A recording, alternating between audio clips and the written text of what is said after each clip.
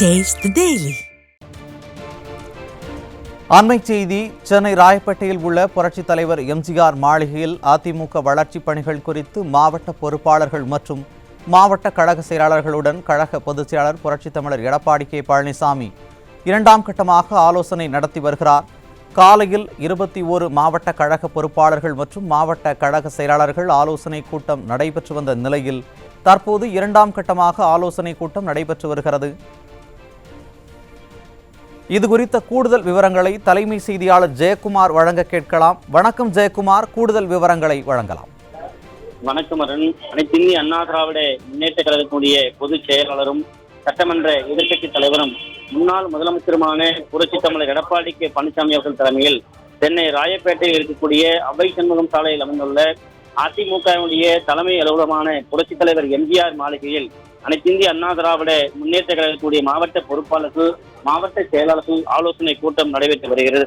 இந்த ஆலோசனை கூட்டத்தில் கழகத்தினுடைய வளர்ச்சிப் பணிகள் குறித்து அதிமுகவுடைய பொதுச் செயலாளர் புரட்சித் தமிழர் எடப்பாடி கே பழனிசாமி அவர்கள் மாவட்ட பொறுப்பாளர்கள் மற்றும் மாவட்ட செயலாளர்களோடு ஆலோசனையில் ஈடுபட்டிருக்கிறார்.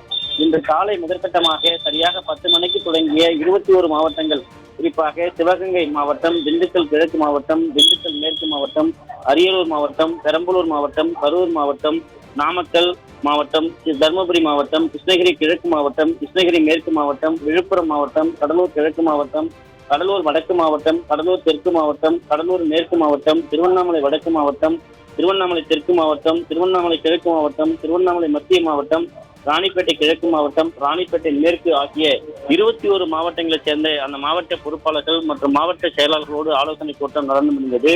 தற்போது இரண்டாம் கட்டமாக இந்த ஆலோசனை கூட்டம் தொடங்கி இருக்கிறது. 21 மாவட்டங்களைச் சேர்ந்த மாவட்ட பொறுப்பாளர்கள் மற்றும் மாவட்ட செயலாளர்கள் இந்த ஆலோசனை கூட்டத்திலே பங்கேற்றிருக்கிறார்கள்.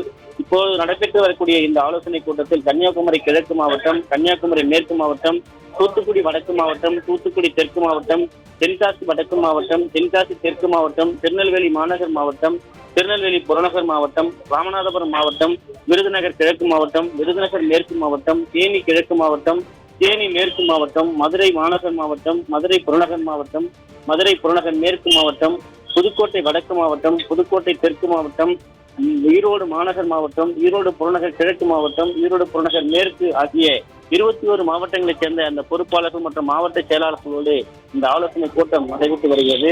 ஏற்கனவே பூத் கமிட்டி அமைக்கப்பட்டது. பூத் கமிட்டிகள் ஒவ்வொரு பூத் கமிட்டிக்கும் 9 பொறுப்பாளர்கள் நியமிக்கப்பட்டார்கள்.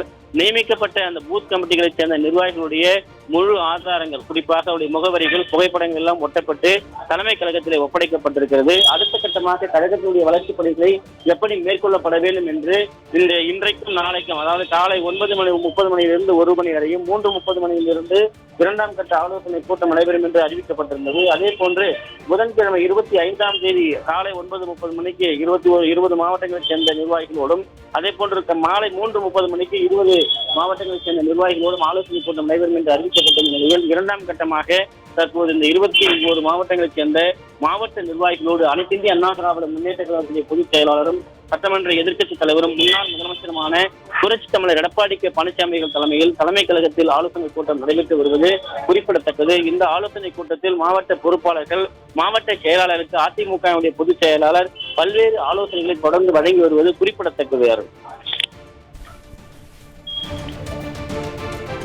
கூடுதல் விவரங்களை வழங்கியமைக்கு நன்றி ஜெயக்குமார்.